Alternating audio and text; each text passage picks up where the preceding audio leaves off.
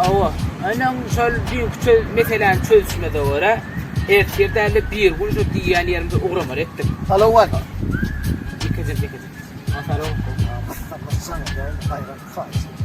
Ana? Sana da ne qıfatlar. Jaňaday? O hayran. Köpegler mersina. O sana. Dememi, noň ikizim de öldüm aýlaýan.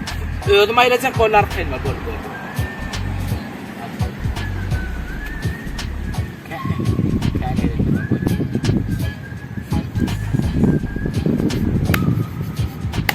Alo.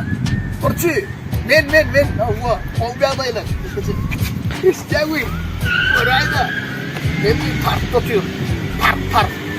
Yeniden ayot böyle. Yoksa gelme. Öyle marşap. Akşamlara. Ne bedel bir de kıvat.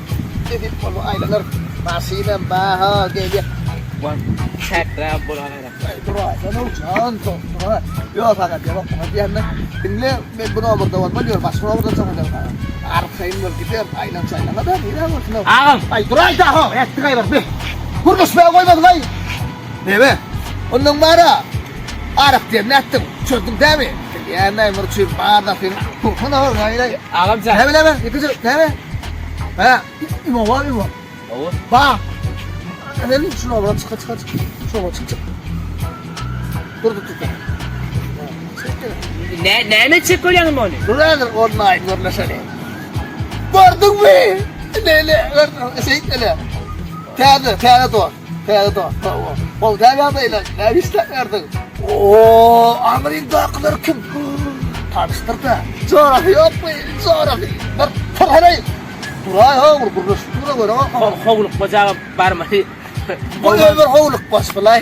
Öbür hovluk bası. Ne diyeyim?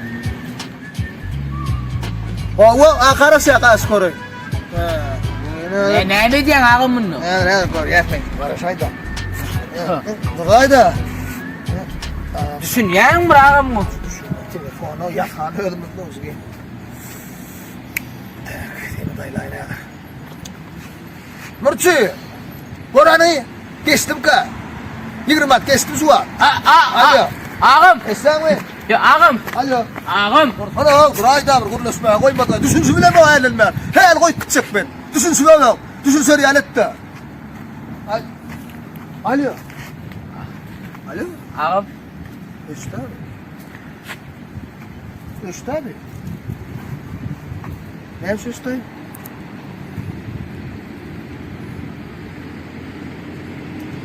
Ne var? Minus ödip dur ağam bul. Sonra Adam ya. Verme dediysene şunu. o pul köpürek salayma. Ne pul? Doğru da. Annen öldüm. Kutum kuruluşma oldu.